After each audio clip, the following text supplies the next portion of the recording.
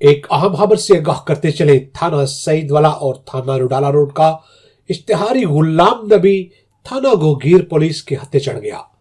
S H O اعجاز احمد کی سربراہی میں پولیس ٹیم تھانہ گوگیر نے بدنام زمانہ ملزم کو گرفتار کر کے پابند سلاسل کر دیا۔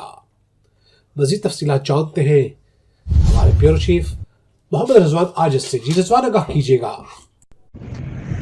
جی بالکل، پولیس اسٹیشن گوگیرا کی پولیس نے ایس ایچ او اعجاز احمد کی سربراہی میں کارروائی کرتے ہوئے بدنام زمانہ ڈکیٹ اور مفرور ملزم اشتہاری ملزم غلام نبی کو گرفتار کر لیا ہے۔ غلام نبی کے خلاف سید والا اور تھانہ روڈالہ روڈ میں مختلف نوعیت کے مقدمات جو ہیں ان کا اندراج ہو چکا ہوا ہے، جبکہ یہاں پہ آپ کو یہ بھی بتاتے چلیں کہ جو یہ غلام نبی ہے اس کے خلاف 302 کے مقدمات کے علاوہ ڈکیٹی اور چوری کے بھی کئی مقدمات درج ہیں جن میں وہ مفرور تھا۔ حال ہی میں ابھی 2 دن پہلے تھانہ گوگیرا کی پولیس ٹیم نے انتہائی مہارت کا مظاہرہ کرتے ہوئے اس مفرور ملزم کو گرفتار کیا ہے اور گرفتار کرنے کے بعد اس کو پابند سلاسل کر دیا ہے۔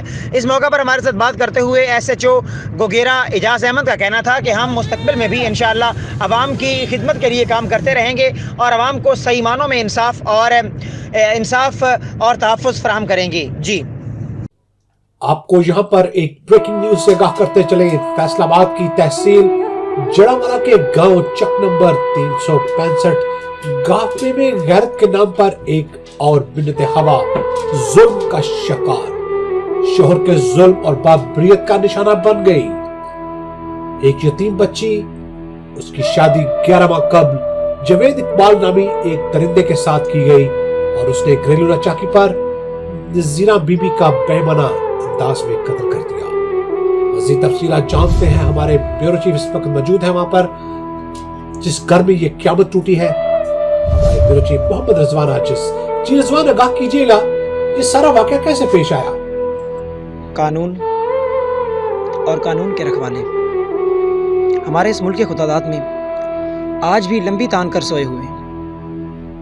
کل ہی یہاں پر تحصیل جڑامالہ کے گاؤں 365 گافے میں حوا کی ایک اور بیٹی نام نہاد غیرت کی بھینٹ چڑھ گئی اور یہاں پہ مرحومہ نذرہ بی بی کو انتہائی بہیمانہ انداز میں قتل کر دیا گیا، لیکن قانون نافذ کرنے والے ادارے آج بھی خواب خرگوش کے مزے لے رہے ہیں۔ یہاں پر ایکچولی ہوا کیا تھا، نذرہ بی بی کے لواحقین اس وقت ہمارے ساتھ موجود ہیں۔ مزید ہم ان سے جاننے کی کوشش کرتے ہیں کہ کل جو ان کے اوپر قیامت ٹوٹی، جو ظلم و بربریت کے پہاڑ گرائے گئے، ان کے پیچھے کیا عوامل کار فرما تھے اور ایسا کیوں ہوا؟ آخر اتنی نوبت انتہائی قدم اٹھانے کی کیوں پیش آئی؟ یہ سب کچھ ہم جانتے ہیں۔ یہاں پر ہمارے ساتھ موجود ہے نذرہ بی بی کی فیملی، ہم ان سے جاننے کی کوشش کریں گے کہ یہ وقوعہ کیوں ہوا اور کیسے ہوا۔ جی ناظرین، میرے ساتھ اس وقت موجود ہیں نذرہ بی بی کی فیملی کے جو لوگ ہیں، ان کے بھائی، ان کی والدہ اور ان کی ہمشیرہ۔ ہم ان سے جاننے کی کوشش کرتے ہیں کہ ایکچولی یہاں پہ کیا ہوا تھا اور یہ کیسے وقوعہ پیش آیا۔ جی اماں جی، تھوڑا کی نام ہے؟ میں قریباً ایک گل سے تھی بنی میں ٹھنڈے سمانے جی میرے بچے آ کر کو چھٹی جوید نظر دے جی میرا میاں فوت ہو ٹھنڈے سمانے تو میرے جان کا خطرہ ہے جی، اور میرا کچھ بھی نہیں بنیا۔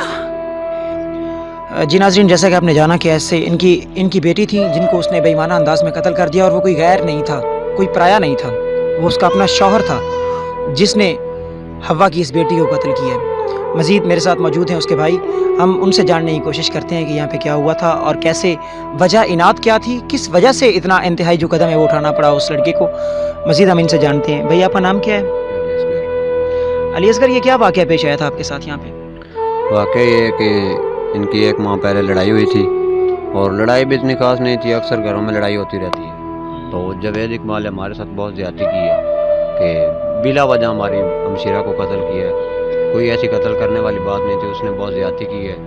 وہ 3 آدمی دیوار کراس کر کے آئے ہیں، انہوں نے قتل کیا ہے، بہت زیادتی کی ہمارے ساتھ بالکل بہت ظلم ہو رہا ہے۔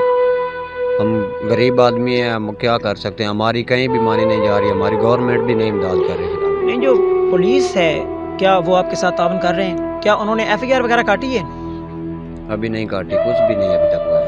वो इस बारे में क्या कहते हैं? FIR उन्होंने अभी तक FIR का इंदराज क्यों नहीं किया?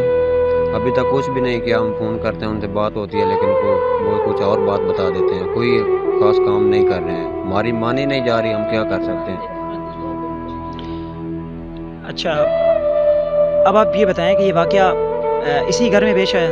बिल्कुल इसी घर में। अब आप मौका देख सकते हैं। नहीं, आप ये बताएं कि वाक़या किस तरह पेश आया? यहाँ पे कौन मौजूद था उस वक्त? हमारी भाभी जान। जी, आप बता सकती हैं, ज़रा करीब आ जाएं यहाँ पे। अम्मा जी, आप उधर हो जाएं। आप बता सकती हैं कि यहाँ पे ये वाक़या कैसे हुआ? आप यहाँ मौजूद थी उस वक्त? हाँ जी, मैं मौजूद। ये किस वक्त वाक़या पेश आया और कैसे पेश आया? 8 बजे। कल 8 बजे? हाँ जी, आया है, ਉਹਨੇ ਦਰਵਾਜ਼ੇ ਨੂੰ ਧੱਫਾ ਮਾਰਿਆ ਹੈ। ਆਂਦਾ ਹੈ ਕਿ ਤੇਰਾ ਮੀਆਂ ਕਿੱਥੇ? ਮੈਂ ਕਿਹਾ ਉਹਦੇ ਤੁਸੀਂ ਬਾਹਰ ਬੁਲਾਇਆ, ਉੱਧਰ ਗਏ ਨੇ। ਅੰਮੀ ਮੈਂ ਕਿਹਾ ਉਹ ਵੀ ਨਹੀਂ ਹੈ। ਨਜ਼ਰਾਂ ਔਰ ਮੈਂ ਦੋਨੇ ਔਰ ਮੇਰਾ ਬੇਟਾ ਇੱਕ ਮੇਰਾ ਦੇਵਰ ਹੈ। ਆਇਆ ਕਹਿੰਦਾ ਉਹ ਗੰਦੀ ਮੇਰੀ ਬੁੱਢੀ ਨੇ ਆਪਣੀ ਨੂੰ ਕਹਿੰਦਾ ਉਹ ਗੰਦੀ ਨਹੀਂ ਬੈਠੀ, ਉਧਰ ਉਹਦੇ ਲਾਗੇ ਹੋਇਆ ਹੈ। ਉਹਨੇ ਕਿਹਾ ਸ਼ਾਇਦ ਮੈਨੂੰ ਮਨਾਉਣ ਵਾਸਤੇ ਆਇਆ ਹੈ। ਉਹਨੇ ਦੀਵਾਰ ਵਾਲੇ ਮੂੰਹ ਕਰ ਲਿਆ। ਉਹਨੇ ਬਿਸਤਰਾ ਖਿੱਚਿਆ। ਜਦੋਂ ਬਿਸਤਰਾ ਖਿੱਚਿਆ ਨਾ ਉਹਨੇ ਇੱਕ ਫੈਰ ਵੀ ਮਾਰਿਆ, ਦੂਸਰਾ ਵੀ। ਤੀਸਰੇ ਦੀਵਾਰੀ ਮੈਂ ਉੱਠ ਕੇ ਖੜੀ ਹੋ ਗਈ, ਮੈਨੂੰ ਮਸਲਨ ਅੱਥੀ ਬੱਕੀ ਪੈਣ ਲੱਗ ਗਈ। ਮੈਂ ਕਿਹਾ ਮੇਰਾ ਉਹ ਛੋਟਾ ਜਿਹਾ ਬੇਟਾ, ਮੈਂ ਕਿਹਾ ਮੇਰੇ ਬੇਟੇ ਨੂੰ ਮਾਰ ਦੇ, ਇਹਨੂੰ ਛੱਡ ਦੇ। ਅੱਗੋਂ ਨੇ ਮੈਨੂੰ ਚੁੱਕ ਚੁੱਕ ਕੇ 4 ਪਾਈ ਤੇ ਸੁੱਟਿਆ, ਮਾਰਿਆ ਮਸਲਨ ਬਹੁਤ, ਠੁੱਡੇ ਵੀ ਮਾਰੇ ਨੇ। ਫਿਰ ਮੈਂ ਬੇਟਾ ਅੱਗੇ ਕੀਤਾ, ਉਹਨੇ ਬੇਟੇ ਨੂੰ ਚੁੱਕ ਕੇ ਪਿੱਛੇ ਸੁੱਟਤਾ, ਉਹਨੇ ਫਿਰ ਮੈਨੂੰ ਮਾਰਿਆ। ਉਸ ਤੋਂ ਬਾਅਦ ਫਿਰ ਨਜ਼ਰ ਆਨੇ ਨਾ ਮੈਨੂੰ ਇੱਥੇ ਪਿੱਛੋਂ ਵਾਲਾਂ ਤੋਂ ਫੜ ਕੇ ਆਪਣੇ ਨੇ ਜ਼ੋਰ ਨਾਲ ਖਿੱਚਿਆ। ਉਦੋਂ ਨੇ ਚੌਥਾ ਫਿਰ ਮਾਰਿਆ, ਨਜ਼ਰ ਨੂੰ ਇੱਥੇ ਵੱਜਿਆ। ਉਸ ਤੋਂ ਬਾਅਦ ਨਿਕਲ ਗਿਆ। उसके बाद आप लेके गए होंगे, जाहिर सी बात है, आप मतलब लेके गए होंगे वहाँ पे, पोस्टमार्टम करवाया आपने वहाँ पे जाके? हाँ जी। ये लोग साथ थे। अच्छा, पुलिस अब क्या कहती है इस मामले में? जो SHO आए हैं, जो वो क्या कहते हैं इस बारे में? आते ने चले जाते ने। जी, मैं ये कहना चाह रही हूँ, हमारा वालिद आज से 7 साल पहले फौत हो चुका था, ठीक है। हमारी बच्ची अब 16वें साल में जा रही थी। आज उसकी शादी को 11वां माह है। हमने उसकी शादी इसके साथ की थी। कुछ भाई के बदले में उसकी भाई के बेटे सिटे में शादी उसकी की। कुछ उसका वक्त अच्छा गुजरा, उसके बाद लड़ाइयाँ झगड़े शुरू हो गए। वो ऐसे जाने अनजाने में वक्त गुजरता रहा।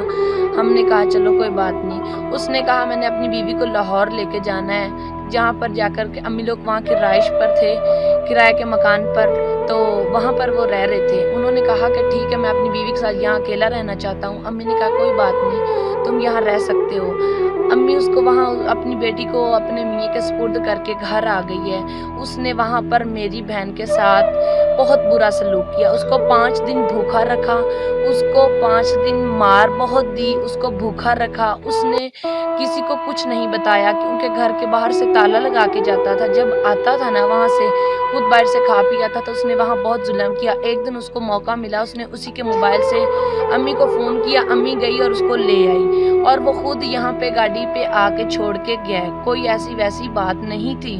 फिर उसने कहा कि मैंने इसको लेके जाना चाहता हूँ। वो शदीद डर चुकी थी। मैं उसकी बड़ी बहन हूँ, वो शदीद डर चुकी थी और बेइंतहा डर चुकी थी। सबसे कहती थी मैं डरती हूँ, मैंने नहीं जाना, नहीं जाना। और हम सब ने कहा ठीक है। उसके बाद उसने यहाँ पर वाक़या हम पर वार किया, और मेरी वालदा घर थी और मेरी बहन घर थी। वो पिस्तौल लेके आया, उसने वार किया, लेकिन मेरी अम्मी ने बहुत रोई, बहुत पीटी। मेरी अम्मी की कोई सुनी नहीं गई। मेरे भाई मजदूर हैं, हम गरीब हैं, यतीम हैं, हमारे पास कोई हेल्प करने वाले नहीं है हमारे सर पे।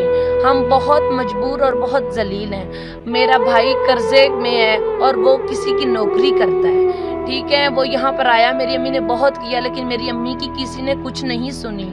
फिर मैं आई तो अपनी बहन को साथ लेके चली गई। 10 दिन वो मेरे पास रही। जब 10वें दिन आई है ना शाम को, वो उधर भी बीच बीच में चक्कर लगाता रहा, लेकिन उसका मेरे घर पर नहीं मतलब टाइम लगा कि हाँ मैं इधर इस कुछ कर सकूं। वो यहाँ पर लेकर भाई आया है काम से कि मैं ये फैसला क्लियर करता हूँ, क्या वजह है, क्या बात है। ये भाई अपनी बीवी को लेके साइड पे होता, हमारे साथ इसका कोई ताल्लुक वलात नहीं था। ये हमारे साथ अपना सब ताल्लुक ख़त्म कर चुका था, अपनी बीवी को लेके साइड पे हो गया था। हमारा जो भाई है ना, उसने कहा कि मैं आता हूँ, मैं इस बात को क्लियर करता हूँ कि इसने ये क्यों किया। मैंने भाई को फ़ोन किया रो के, भाई ने कहा मैं आता हूँ, क्लियर करता हूँ। भाई को जल्दी छुट्टी ना मिल सकी। जब भाई आया तो भाई ने मेरे पास फ़ोन किया, मेरे मियाँ को छोड़ जाओ। मेरे मियाँ ने कहा कि मैंने नहीं जाना। मेरी बहन ने मुझे कहा कि जी मैं जिस दिन इसके घर गई इसने मुझे माफ़ नहीं करना, मुझे ये मार डालेगा, खुदा के वास्ते मुझे उधर ना भेजना, मैंने नहीं जाना। मैंने कहा ठीक है। हमने उसको वहाँ से नहीं आने दिया। फिर मेरे भाई आए हैं, मेरे भाई मेरे पास से ले आए हैं। भाई को बुलाया है कि हाँ भाई आप पंचायत, भाई ने कहा कि इकट्ठी करें, सब के मिलके हम इसका फैसला करते हैं। हमारे सारे रिश्तेदार वहाँ थे और कुरान पर उसने हाथ रख के कसम खाई थी कि मैं कसम खा के कहता हूँ मैं इसको मारता नहीं, मैं तो इसको डरावा दे रहा हूँ कि हाँ ये घर आए और बैठे। वो शदीद डर चुकी थी, उसके साथ बेतहा जुल्म हो चुके थे, लेकिन उसके बावजूद वो यहाँ पर आई है। भाई उसको छोड़कर सब पंचायत इकट्ठी की, वहाँ पर कहा कि कुरान पर फैसला होगा, अब किसी बात पर नहीं। उधर सबको इकट्ठा कर दिया। उसके भाई खालिद ने कॉन्फ्रेंस चलाकर मेरी अपने भाई को सब बातें बताता रहा कि हाँ उसकी अम्मी भी मौजूद है, उसका भाई भी मौजूद है, ये हमारे बैक साइड पे घर है, जहाँ पर वो बैठकर सब कुछ सुनता रहा, देखता रहा। दीवार उसने कूदी है। फिर वो अंदर आया, आकर टीवी देख रहे थे, ऊंची आवाज में गाने सुन रहे थे। भाभी थी और छोटा भाई था और मेरी बहन थी। उसने अच्छा, यहाँ एक पर सवाल मेरा यहाँ पे है, आपसे सवाल है, आप उस वक्त घर में मौजूद थी? जी बिल्कुल आप मौजूद ये बता थी। सकती हैं कि यहाँ पे और उसके साथ कौन आया था? वो एक अकेला था या उसके साथ कोई और भी लोग शामिल थे इस एक वारदात में? नासर था, 3 जाने थे, एक जवैद, एक नासर, एक एक खालिद। 2 भाई रहे, नासिर एक और अंदर है। नासिर और खालिद वो दोनों कौन है? खालिद उसका भाई है, नासर उसका कजन। नाजरीन, नाम नेहाद गैरत और अंधा कानून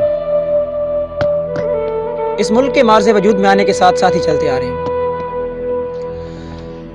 लेकिन यहाँ पे एक सवाल मेरा हुकूमत पाकिस्तान और कानून नाफिज करने वाले इदारों से ये है कि आखिर कब तक गरीब लोग ऐसे ही कटते और मरते रहेंगे? क्या पाकिस्तान में ये कानून जो जंगल का कानून है वो इसी तरह कायम और दायम रहेगा? क्या यहाँ पे आज़ादी से सांस लेना एक जुर्म है? यहाँ पे जैसा कि आपने जाना कि वो बच्ची डरी हुई थी, सहमी हुई थी, और किसी गैर से नहीं बल्कि अपने ही शौहर से, जिससे ये बात साफ जाहिर होती है कि कोई ना कोई तो वजह थी जिस वजह से वो रूठ के अपने मैके में बैठी हुई थी।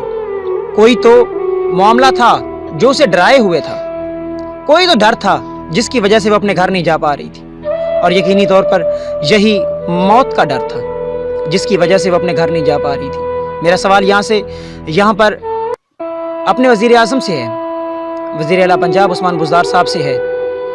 मैं कहता हूँ कि है मेरे कप्तान, आखिर कब तक जिसकी लाठी उसकी भैंस? क्यों आज भी एक नहीं 2 पाकिस्तान? क्यों आपका नारा कहाँ गया जिसमें आप कहा करते थे कि 2 नहीं 1 पाकिस्तान और सबके लिए 1 पाकिस्तान? मेरी आपसे गुजारिश है कि ऐसे ही लोगों को जो ऐसे बेईमाना इक़दामात करके लोगों से उनकी ज़िंदगियाँ छीन रहे हैं, उनको लगाम डालना हुकूमत वक्त का काम है, कानून नाफिज करने वाले इदारों का काम है। कहाँ सोए हुए थे? यहाँ पे 1 किलोमीटर के करीब ही पुलिस चौकी मौजूद है, पुलिस चौकी 363 गाँव पे, लेकिन यहाँ पे कभी भी गश्त पे भी पुलिस वाले नहीं आए। क्यों? क्या आप कौम के खादिम नहीं हैं? क्या आपको जो तनख्वाहें मिलती हैं वो हमारे टैक्स से कट कर नहीं जाती? ये सारे सवाल और बहुत कुछ आपके लिए मौजूद है। खुदारा इनकी मदद कीजिए, इनकी हेल्प कीजिए जहां तक हो सकता है, और इन गुनाहगारों को जल्दी से जल्दी कैफरे किरदार तक पहुंचाइए। उनकी जी। जमानतें भी हो चुकी हैं।